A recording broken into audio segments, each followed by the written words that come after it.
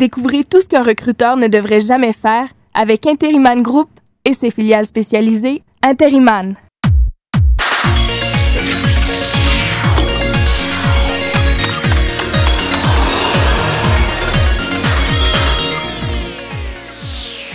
Bonjour, c'est l'avocat et polémiste genevois Charles Poncet qui sera aujourd'hui le complice de Louis-Maxime dans ce vrai faux entretien d'embauche.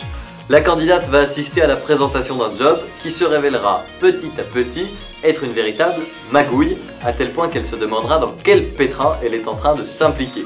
Comme tous les autres candidats, elle a accepté la diffusion de l'émission et elle sera aidée par notre partenaire pour trouver de véritables opportunités d'embauche. Voici les images.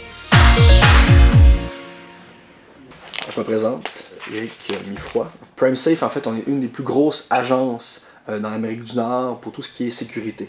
Avant d'aller plus loin, peut-être que vous connaissez de réputation notre avocat, Maître Charles Poncet, alors qui va être notre avocat chez PrimeSafe pour la branche européenne de l'entreprise. Pour les prochaines étapes, il va falloir qu'on éteigne les caméras. Oui, je crois que c'est bien. Donc, je vais juste... Donc ça doit rester entre nous, juste on va avoir un petit... Je vais peut-être vérifier que c'est bien maintenant. Ouais, là c'est bon. Là aussi, oui, c'est ok. C'est bon? Ok. Donc on a combien de temps? Oh ben, 10 minutes max. 10 minutes max? Oui. On a 10 minutes de topo. D'accord. Votre rôle, à vous, dans les opérations, ça va être de transmettre des informations dans un EMS qui va transiter vers un kebab. Vous allez recevoir à chaque semaine, ou peut-être à 3-4 jours environ, 2 fois par semaine à peu près. 2 fois par semaine environ, des enveloppes cachetées. C'est de défense formelle de les ouvrir. D'accord. Aucune circonstance. Est-ce que j'en dis trop pour l'instant? Ça va, vous êtes dans les limites. Ok. C'est quand même, on est sur un terrain glissant, donc je vais essayer de... Tout à l'heure, quand vous allez sortir de l'entretien, votre famille va vous demander est-ce que ça s'est bien déroulé. Dans 2 semaines, vous leur dites que vous avez trouvé un job comme livreuse dans un kebab. OK? Ça, c'est votre couverture. C'est clair pour vous? Alors, je sais que ça peut paraître louche, mais c'est crucial que vous fassiez bien votre travail. Si elle fait bien, il n'y a pas de problème. Oui, d'ailleurs, de ce point de vue-là, j'ai vu dans votre CV que vous saviez l'anglais, vous parlez l'ourdou. Non? Non. Le punjabi non plus. Non. Vous n'avez pas de langue du sous-continent indien. Oui. Ça peut être un problème. Bon. L'ourdou, vraiment pas du tout. Mais vous pouvez le lire ou non? Non. Le répéter, vous pouvez répéter des mots à l'ourdou? Si j'apprends, ce serait une possibilité. Ouais. OK. Au début de la semaine, on vous donne 7 clés différentes pour 7 voitures différentes. On parle pas trop fort, là?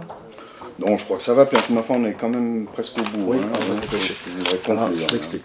Les enveloppes sont dans une salle derrière le kebab. Okay, il va y avoir un tapis sur un mur derrière le kebab. Vous enlevez le tapis, vous ouvrez la porte et les enveloppes vont être dans la salle. Et votre voiture, vous devez toujours être dans le même parking lorsque vous finissez votre job. oui, parce que... Sinon, nous, on pense qu'il y a fraude. D'accord. Il faut éviter la fraude. OK? La chose la plus importante, c'est que pendant votre fonction, vous ne devez absolument pas parler à votre famille de votre travail.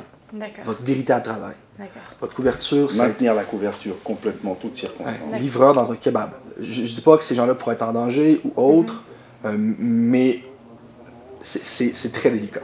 Et la deuxième chose, c'est que pour les 30 prochaines années, on vous demande de ne pas aller dans un pays en particulier. Oui, c'est le Pakistan. Hein? D'accord. Donc, en aucun cas, vous n'avez pas d'intérêt pour l'architecture pakistanaise, vous n'êtes jamais allé à Lahore, vous n'êtes jamais allé à Hyderabad, d'accord. Donc, en aucun cas, vous devez mettre les pieds au Pakistan. Hein? Même pas faire une demande de visa. D'accord. À partir de maintenant, c'est le point de non-retour. OK? Je vais vous demander un choix crucial à faire actuellement.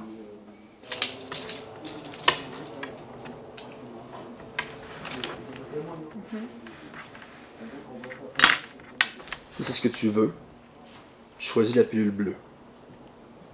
Puis tout s'arrête. OK? Tu choisis la pilule rouge. Et tu restes au Pays des Merveilles. Puis on descend ensemble avec le lapin blanc au fond du gouffre.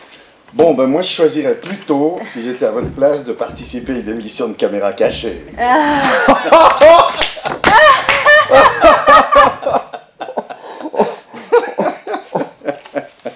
Excellent.